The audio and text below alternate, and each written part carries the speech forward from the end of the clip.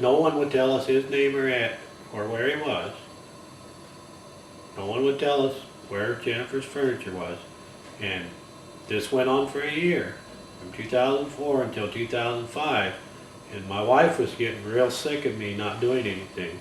And she told me I needed to start doing something, make something happen. And I told Carl, I said, you know, I'm tired of waiting. I want to come out there and I want to get my daughter's belongings. And I want to talk to that guy. So you need to set something up because I'm coming out there. Was that the conversation where he said, I'll take you to her body? Yeah, what happened is, after that, you know, I was really nervous and probably scared at that point. And I was thinking, if we get out of here, we're going to be doing pretty good. Just from that Broomfield Park? Right. Yeah. Getting away from him.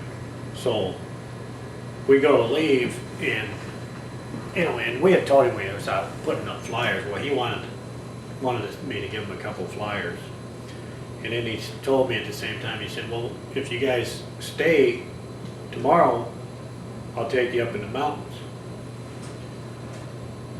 and he'd show us where she was."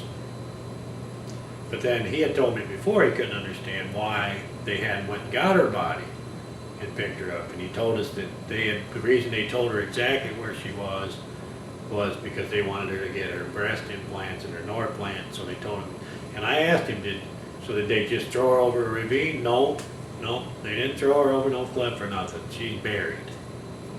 He assured me of that. And he knew exactly where she was buried at because they had told him through a map or something. So I told her, "Are you crazy?" You know, she said, well, he's going to come over to the motel tonight and he's going to show me how Jennifer was murdered. And if it hurts too much to tell him to stop, then he'll stop. And then he's going to take me up in the mountains and show me where she's buried. He was going to demonstrate how she was killed on her. Specifically how she was murdered.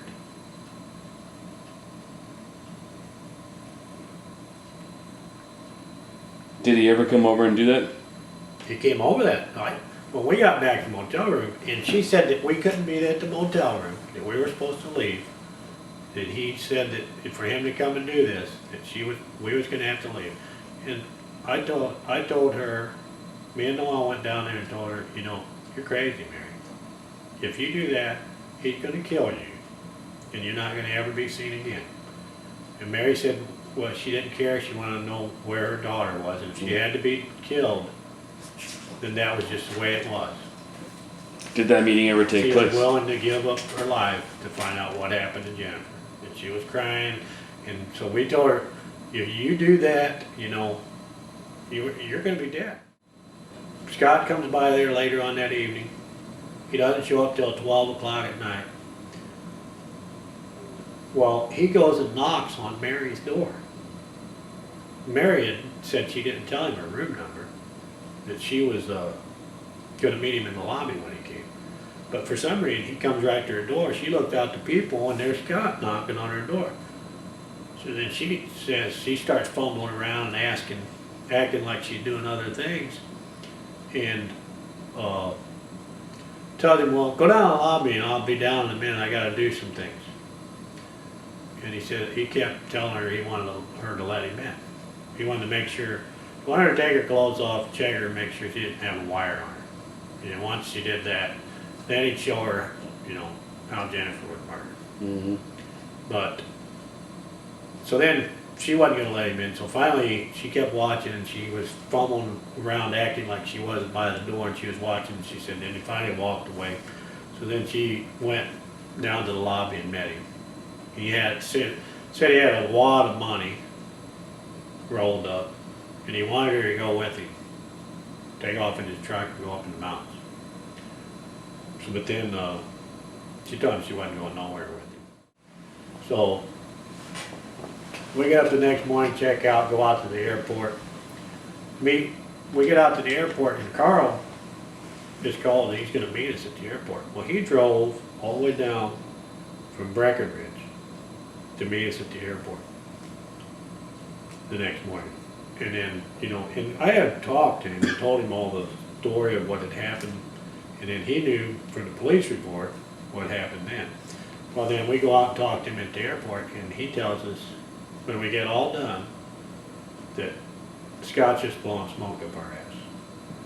That he really, you know, didn't do this. I told Carl when we walked in the airport and we're walking up the escalator, this guy killed my daughter. And there's no maybes. He killed my daughter. That's August of 2005. If I can, I'd really like to talk to your ex-wife, Lori. Because I knew, he said Lori was married to Scott. Yeah. So, ends up, he said, well, I can't give you her number, but I'll call her and see if she'll talk to you. So, he calls her, and then he says, yes, she'll call you. So then, about 10 minutes later, Lori called me, and so then I told her, you know, I know you don't know me, I want to meet with you. I know women don't like meeting a guy they don't know, or my daughter's with me. It'd be my daughter and I. When would it be possible to meet with you? And so then she said she was out shopping with her mother, but it'd be a little while. But then she said she could meet with me. So I said, well, how about we meet at the apartment, the manager's office on Eastman Place? Oh, sure. That sounds great. I know exactly where you're talking about. I used to live over by there. She lived in the apartment at 8210 West Eastman Place. That's where my daughter's furniture is. So we go over and meet with her. I sat there and I started asking her questions about different things and about Casey and how she went missing, and she tells us what exactly happened that evening, and we're crying and she's crying, and then, you know, then we told her, you know, that Jennifer's missing too, you know, and that she was supposed to be traveling with Scott, and we're pretty sure she's dead. And so at that point, you know, everybody broke down, and she's figuring that Casey's dead. And so then we're talking for a while, and then I started asking her more questions, and then I asked her, you know, is there anybody else that you know of that has been around you and Scott that you've never seen again? And then she says, it was like a light bulb went on, and she says, I never thought about it, but Uncle Terry came to live with us, and I've never seen him again.